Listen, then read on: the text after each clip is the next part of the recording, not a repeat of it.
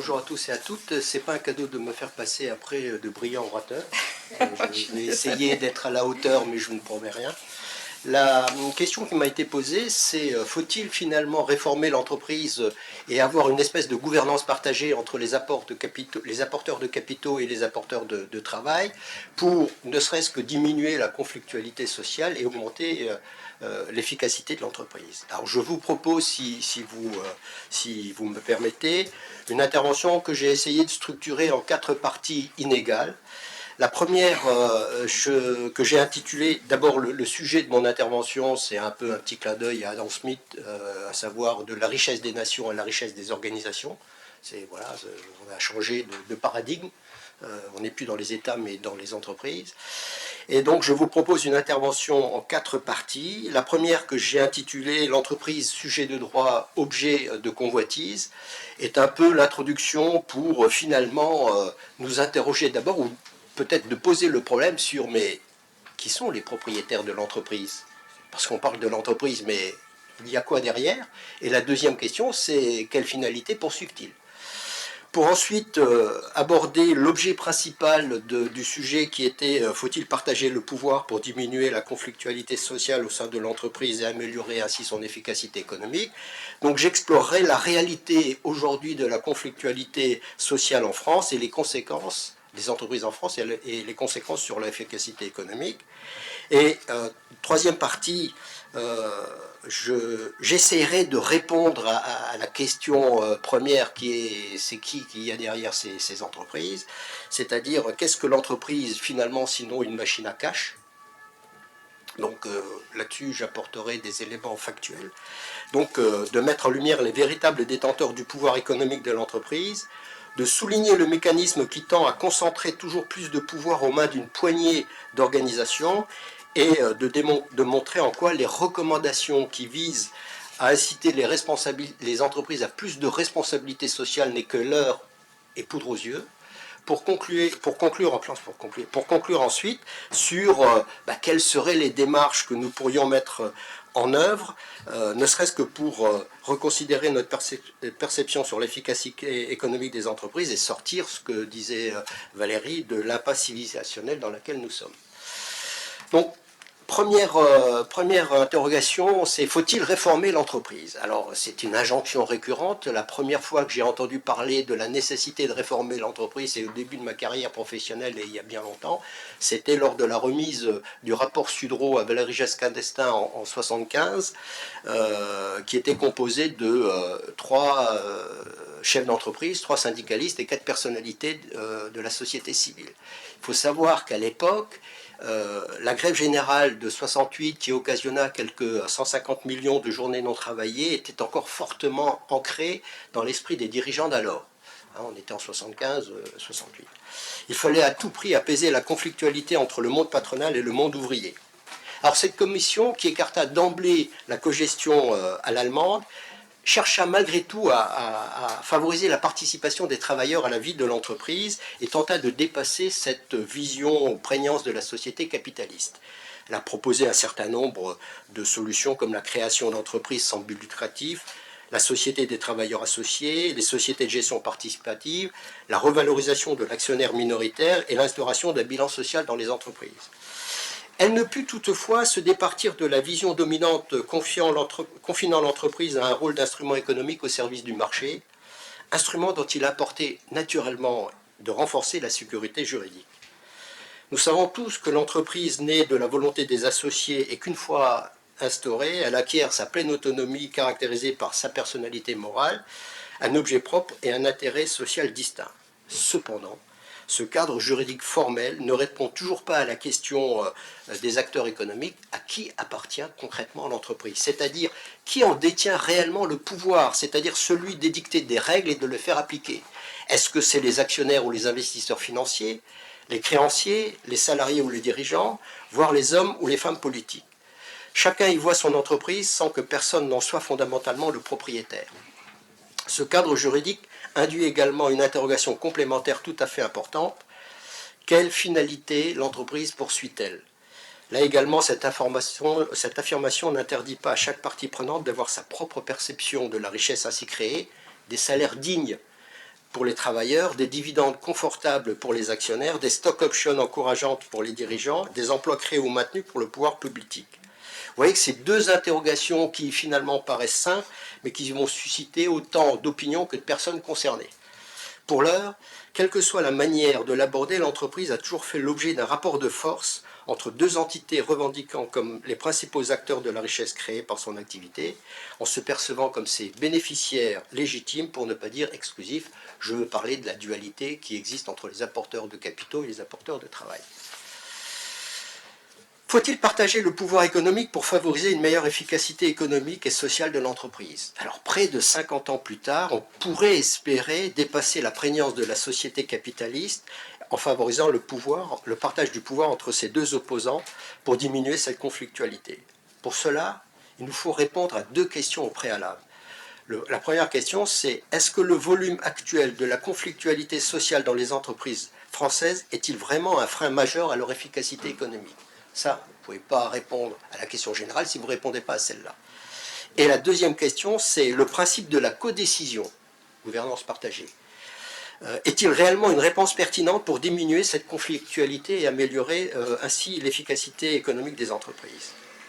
Alors, concernant le lien entre conflictualité sociale et perte d'efficacité, si l'on se fie aux statistiques 2022, publiées récemment par la DARES, 1,2% des entreprises de plus de 10 salariés a connu en 2020 un ou plusieurs arrêts collectifs de travail contre 2,5% en 2019, soit une diminution de 52%. Pour mémoire, ces arrêts collectifs dus à des grèves concernaient que 18% des salariés. En fait, les grèves sont en repli dans tous les secteurs ainsi que dans toutes les grandes entreprises depuis plus d'une décennie. Les journées individuelles non travaillées ne représentaient plus que 67 jours pour 1000 salariés contre 161 jours en 2019, une diminution de 58%. Je vous rappelle qu'en 68, c'était 10 000 journées non travaillées pour 1000 salariés. Donc vous voyez l'écart. À croire que la phrase polémique prononcée en 2008 par Nicolas Sarkozy, « Désormais, quand il y a une grève, personne ne s'en aperçoit », finira un jour, finalement, par arriver. Les grèves, je ne veux pas parler des grèves récentes, qui étaient finalement des grèves de partage de l'efficacité économique de la part des salariés des entreprises, notamment des raffineries. Je veux dire. Donc voilà, on n'est plus dans ce rapport-là. Cependant, la conflictualité peut prendre d'autres formes que la grève. Elle peut en effet se traduire par la distribution de tracts ou de pétitions, de débrayage, de manifestations ou encore d'arrêts individuels de maladie. Et plus récemment, parce que nomment aujourd'hui les DRH, le quiet quitting, je ne sais pas si vous savez ce que c'est la démission silencieuse. Donc ça, c'est une nouvelle forme de moyens pour perturber le fonctionnement de l'entreprise. Mais la plus importante perturbation éprouvée par les entreprises fut en 2019 et en 2020, la pandémie. Mais en l'absence d'études exhaustives sur le lien entre conflictualité sociale et perte d'efficacité, il est difficile d'établir pour l'heure une relation directe irréfutable. Cependant, si l'on se réfère à l'évolution du CAC 40 depuis sa création, c'est-à-dire en décembre 1987, on constate que celui-ci a été multiplié par 2,6 avec un rendement moyen de 3,6% hors inflation. Les 2 années où celui-ci a dévissé sont dues en 2000 à la bulle Internet et en 2008 à la bulle immobilière aux USA. Ainsi, si les conflits sociaux peuvent être révélateurs d'une situation économique, industrielle ou financière problématique, voire désastreuse pour une entreprise, ils en sont rarement l'origine. Donc il y a bien des connexions entre ces deux choses. Deuxième question, concernant le principe de codécision entre apporteurs de capitaux et apporteurs de travail, il importe naturellement de se rappeler au préalable que l'entreprise est une organisation de pouvoir. Et le pouvoir même, par essence même de la nature humaine, ne se partage pas. Cependant, les entreprises et leurs représentants ont progressivement appris, parfois à leurs dépens, la nécessité de le partager, non de le partager, mais de l'étalonner au regard des attentes, des revendications ou des exigences de leurs salariés. C'est ainsi que s'est progressivement élaborée au cours du siècle précédent la pratique du dialogue social et de son corollaire, les conventions collectives.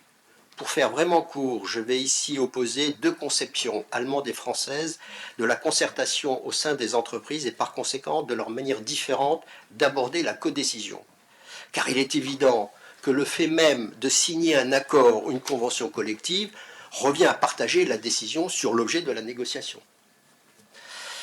Les hommes et les femmes politiques françaises mettent souvent en avant la qualité du dialogue social allemand pour souligner la faillite des partenaires sociaux français. Leurs révolutions s'inscrivent chacune dans des contextes historiques, culturels et sociologiques qui leur sont propres, rendant impossible leur transposition. En Allemagne, les conditions de travail et les salaires relèvent de la seule compétence des partenaires sociaux qui négocient branche par branche. Syndicats et fédérations patronales sont des partenaires. Ils se connaissent et se reconnaissent. Ils fonctionnent en tandem, représentant les intérêts de deux faces d'une même médaille, les employeurs et les salariés. Il n'y a pas d'opposition idéologique entre un patronat qui serait de droite et un mouvement syndical qui serait de gauche. Leurs intérêts sont complémentaires. Ainsi, au sein de l'entreprise, seuls les salariés siégeant au conseil d'entreprise sont habilités à négocier. Leurs attributions vont du simple droit de vote, du simple droit d'être informé, à un véritable droit de vote, de veto, notamment en ce qui concerne les licenciements et les mutations de salariés. Et les syndicats ne sont pas présents dans le conseil d'entreprise. Rappelons que l'installation d'un conseil d'entreprise en Allemagne se fait à l'initiative des salariés, les cadres en sont exclus, et non comme en France par une obligation législative. Si un employeur souhaite négocier pour son entreprise un accord particulier, il le fait avec les syndicats de la branche. Rappelons que les représentants syndicaux de la branche ne sont pas des salariés de l'entreprise. Voilà. Cette approche de la démocratie sociale, manifestation du principe de subsidiarité, est inscrite dans la loi fondamentale allemande et a favorisé le développement de syndicats puissants et représentatifs. Cela dit, l'écart des salaires entre les personnes relevant de la Confédération allemande des syndicats et des autres personnes relevant de contrats précaires s'est considérablement accentué. Les bas salaires en Allemagne continuent à creuser les inégalités sociales. Je vous rappelle que c'est une situation générée par les lois Hartz, dont vous avez entendu parler, élaborée par le gouvernement avec la collaboration des syndicats allemands et des fédérations patronales. Donc les quatre, ils sont signés, ils ont construit ça. Donc, voilà, ils sont pas forcément indépendants, mais interdépendants. En France, le péché originel du syndicalisme français perdure encore et toujours. Issu de violentes luttes sociales, il se caractérise par un émettement peu propice à l'action ou à l'unité d'action. Fortement idéologisé, le syndicalisme français, au-delà de ses nombreuses organisations représentatives, je ne vous fais pas la liste de toutes les organisations représentatives ou non syndicales, il y en a des tonnes, et leurs multiples structures internes, c'est-à-dire le syndicat de l'entreprise, l'union départementale du syndicat, l'union régionale des syndicats, la branche professionnelle de ce syndicat, ce sont des organisations qui sont indépendantes et qui n'ont aucun lien juridique entre elles. Souffrent de trois maux, empêchant ainsi l'émergence d'une vision économique et sociale répondant aux attentes des salariés. Le premier mal, finalement, moi je le classe en premier, d'autres finalement ne le classeraient même pas dans cette typologie-là. Le premier mal qui empêche finalement des négociations réelles entre organisations syndicales et fédérations patronales, c'est la non-reconnaissance chronique des organisations syndicales comme interlocuteurs valables par les organisations patronales. Ils se connaissent mais ne se reconnaissent pas. Le patronat n'a jamais identifié les organisations syndicales comme étant des interlocuteurs valables. Ce qui fait que le deuxième mal suit tout de suite derrière, c'est un interventionnisme structurel de l'État dans le dialogue social. C'est le législateur qui impose les règles du dialogue social et non les acteurs concernés comme en Allemagne. Et enfin, certains le mettront en premier et je dirais ils ont tout à fait raison, c'est sans oublier la dépendance juridique du délégué syndical envers son employeur. Interrogez-vous, peut-on réellement négocier en toute indépendance lorsqu'on est lié par un lien de subordination ? Donc une fois que vous avez compris ça, vous savez que finalement il y a un biais. Mais ce n'est pas le biais le plus important. Enfin, dans le cadre des négociations de branche, il existe un biais latent. celui d'ignorer que toute négociation se fait avec des acteurs clairement identifiés. Or, dans le cadre de ces négociations de branche, voire dans celle des grandes entreprises, le dialogue social s'instaure entre les représentants des salariés et ceux des employeurs. Mais ces employeurs sont rarement les actionnaires majoritaires des entités qu'ils représentent. On assiste alors de fait à la négociation entre deux catégories bien distinctes de salariés, c'est les représentants syndicaux salariés et le représentant des employeurs également salariés. Donc, voilà, c'est des salariés qui négocient entre eux, quoi, je veux dire. Ce qui laisse finalement la possibilité aux apporteurs de capitaux et des actionnaires des entreprises adhérentes aux branches professionnelles de se départir des engagements pris par leurs représentants. C'est peut-être une des raisons de la faible portée juridique des accords collectifs signés. À ce propos, il n'existe pas, parce que j'ai longtemps vécu dans ce milieu-là, non pas comme patron ni comme organisation syndicale, mais dans une place très privilégiée qui est président de commission paritaire mixte. C'est-à-dire quand un dialogue social est interrompu dans une branche professionnelle, le ministre nomme un médiateur, un régulateur. Voilà. Et puis vous assistez à la manière dont ils construisent le dialogue social, ce qui est extraordinaire. J'ai fait ça pendant 10 ans. Je trouve ça extraordinaire, ce qui me permet de dire des propos un peu durs peut-être, mais bon, c'est ainsi. Alors, à ma connaissance, il n'existe pas de démarche structurée engagée par les partenaires sociaux visant à observer, mesurer et analyser les effets qualitatifs des différents accords signés au sein des branches professionnelles. Les partenaires signent des accords sans s'inquiéter concrètement de leur impact sur le plan économique, social du secteur professionnel, champ conventionnel de leur partenariat. Les accords sont censés être performatifs. Là, je signe un accord, ça va marcher.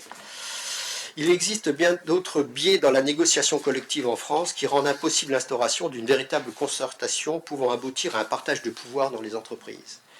Mais l'objet de cette intervention n'est pas de faire l'inventaire des biais du dialogue social en France. Si vous souhaitez, je pourrais vous en causer 2 minutes à la pause. Pour conclure sur la réelle capacité des apporteurs de travail à participer à la construction stratégique de l'entreprise et au-delà de ces deux conceptions du dialogue social diamétralement opposées, ne perdons pas de vue deux tendances de fond.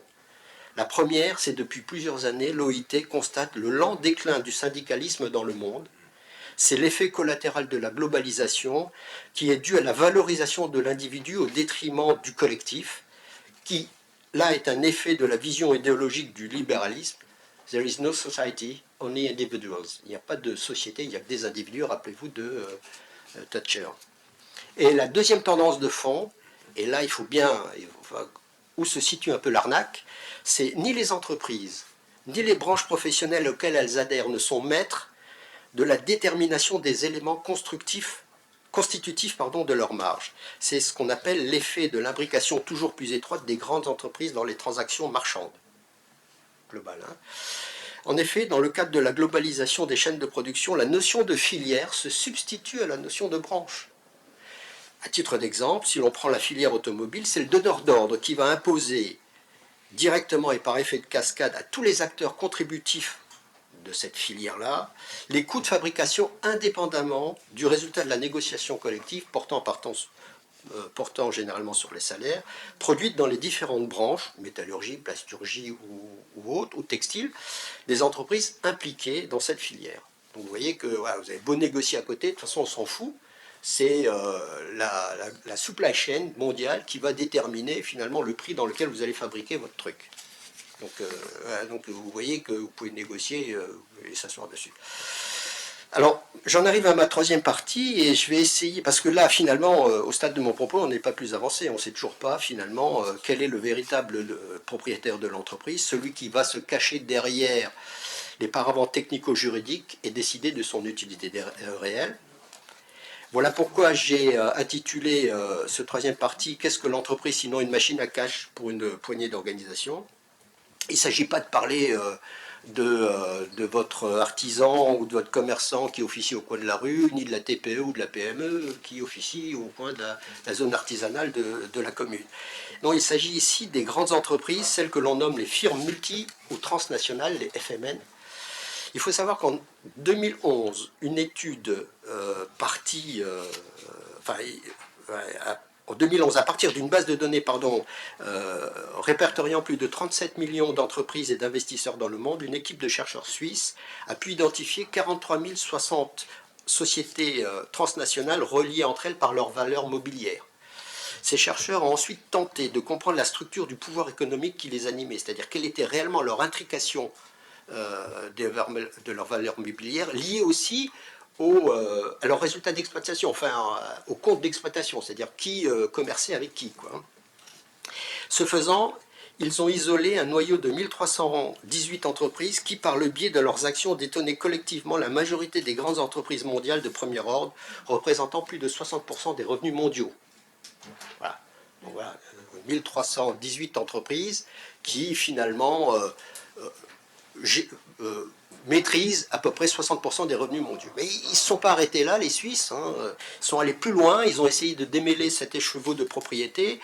Et ils ont constaté finalement que ce groupe de 1318 entreprises pouvait remonter à une super entité, ce qu'ils appellent une super entité de 147 entreprises, encore plus étroitement liées entre elles, et qui contrôlait 40% de ces 60%. Voilà à peu près 40%. Voilà, vous avez 147 entités qui... Alors, il faut dire que ces super entités sont essentiellement composées d'institutions financières et de placements financiers. Mais ça ne s'arrête pas là. Pour consolider davantage, c'est pour ça que je vous rejoins, c'est pour consolider davantage leur réseau, ces entreprises entreprennent régulièrement d'acheter leurs propres actions. Alors là, franchement, moi, bon, ça fait plusieurs fois que je connais ce truc, mais je suis toujours abasourdi. Ce qui correspond pour tout bon père de famille ou mère de famille que vous êtes, soucieux de la bonne gestion de votre patrimoine, complètement impréhensible. C'est-à-dire que vous acceptez de vider votre compte en banque pour augmenter la dette que vous avez envers votre créancier, qui est généralement votre banque. Autrement dit, vous délaissez votre trésorerie pour augmenter votre dette envers votre créancier. C'est ça le rachat d'entreprise, le rachat d'actions. Les taux sont très bas. Oui. Ils peuvent le faire avec de leur propre trésor. Oui. Dans tous les cas, ils raréfient. Alors, j'en reviens. Raréfient du coup les actions. Voilà. Du coup, alors, en 2021, mais c'est l'objectif, c'est pour ça. Mais pour moi, qui suis un lambda père de famille, je veux dire que pourquoi je me délesterais de mon compte en banque pour augmenter ma dette que j'ai envers mon banquier? C'est à peu près ça, puisque je vous rappelle que le capital, c'est une dette que l'entreprise a envers ses actionnaires. D'accord? Alors, en 2021, l'AGFI, journal suisse de l'information politique et économique et financière, ce sont près de 25 milliards d'euros qui ont été dépensés par plus de la moitié des sociétés cotées au sein de la société de bourse française, le SB20, donc voilà, pour acheter leurs propres actions. Pour autant, ça ne représente que 3% des dépenses réalisées par les entreprises américaines cotées au SP 500, c'est-à-dire au Standard & Poor's 500, c'est un indice boursier qui regroupe les 500 entreprises les plus cotées sur les bourses états-uniennes, qui représentait à peu près 850 milliards de dollars. Alors, il faut dire que les entreprises américaines sont gorgées de cash. En septembre 2021, elles étaient assises sur 3 780 milliards de dollars de trésorerie, soit 1,5 fois le PIB de la France. Donc, vous imaginez la trésorerie de ces entreprises.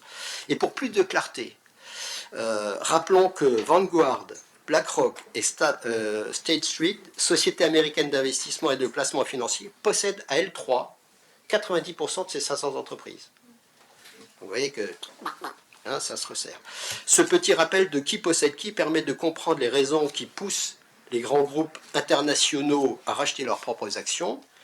Ça a l'avantage pour eux de concentrer encore plus le capital aux mains d'un nombre de plus en plus restreint d'actionnaires, ce qui améliore le ratio dividende-action, et de compenser l'effet dilution généré par la création de nouvelles actions, notamment dans le cadre des plans de stock option, qui, au passage, finalement, aliènent encore un peu plus le management supérieur aux ambitions spéculatives des actionnaires. Donc, vous voyez Alors, ce n'est pas la peine de vous lamenter sur l'amputation d'une partie de la trésorerie de l'entreprise pour racheter ses propres actions, ce qui va l'empêcher finalement d'investir dans ses investissements productifs. Ce n'est pas la peine de vous lamenter là-dessus, parce que ce sont les États qui, par l'endettement public, les aident financièrement, ne serait-ce que pour garder à flot les emplois utiles à leur fonctionnement et à la stabilité sociale des territoires dans lesquels elles exercent leur activité. Enfin, vous allez comprendre aisément que la volonté des entreprises à maintenir les salaires bas. Parce qu'augmenter les salaires va obérer obérerait considérablement les marges leur marge et diminuerait le ratio dividende-action. Donc voilà pourquoi on maintient les salaires bas.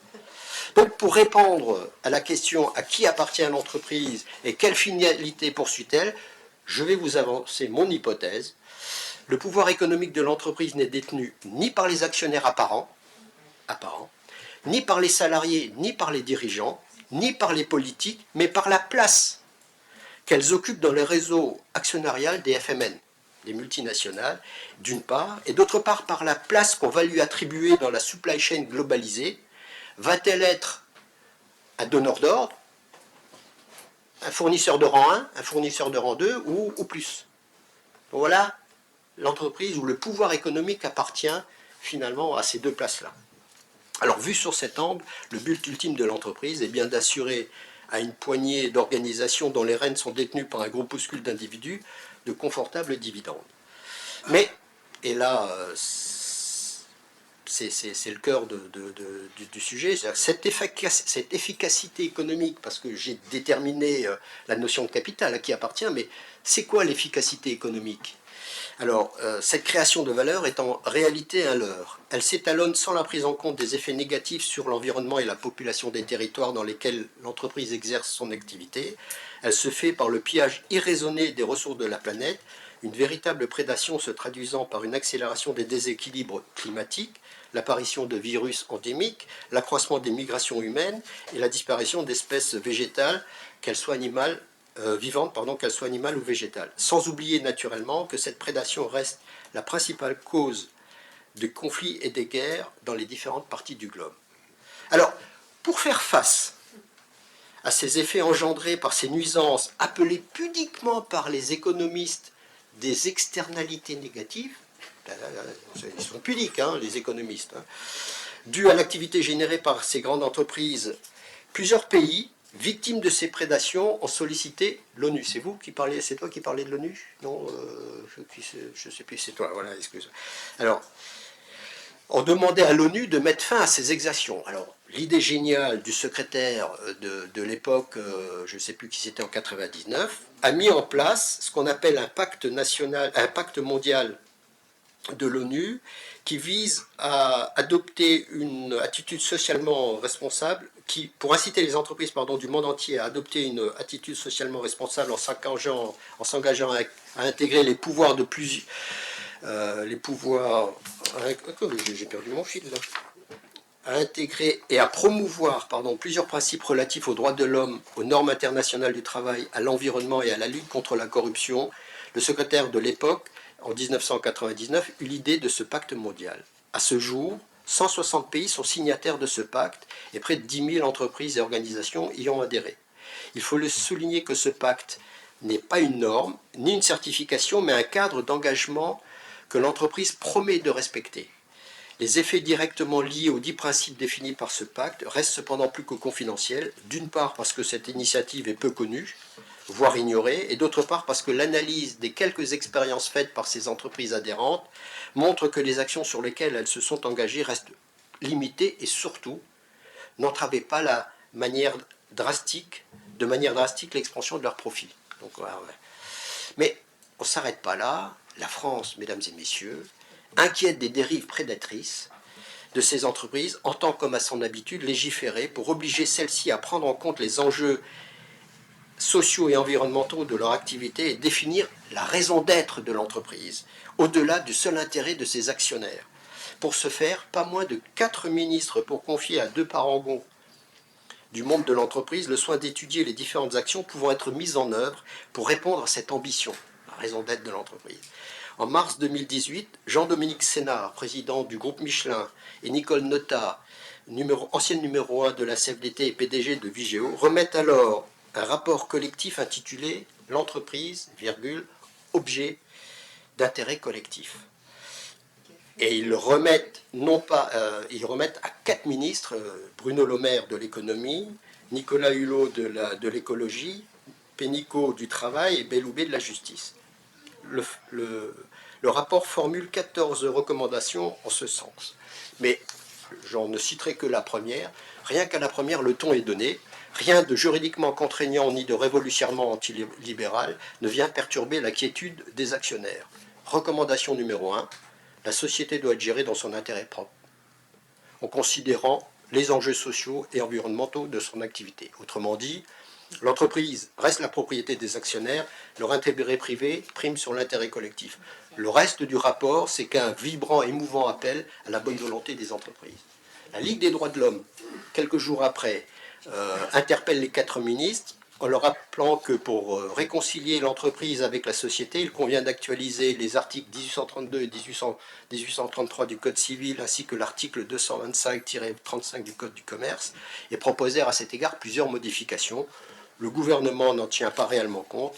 Les modestes modifications apportées renvoyaient toujours à la bonne volonté des entreprises. Ce rapport ne fut en fin de compte qu'une transposition au niveau d'un pays, ici la France, de directives portées par des organisations internationales sous influence des multinationales. Je vous rappelle la formule d'Einstein qui dit qu'on ne règle pas les problèmes avec ceux qui l'ont créé. Je vais conclure. De la nécessité de rétablir la chaîne de valeur républicaine, c'est ma conclusion. Selon Alain Supiot, que vous connaissez je suppose, la responsabilité sociale des entreprises issues du pacte de l'ONU n'est pas un remède susceptible de conjurer les détraquements sociaux et environnementaux engendrés par la globalisation, mais bien un symptôme d'une crise de l'idéologie économique.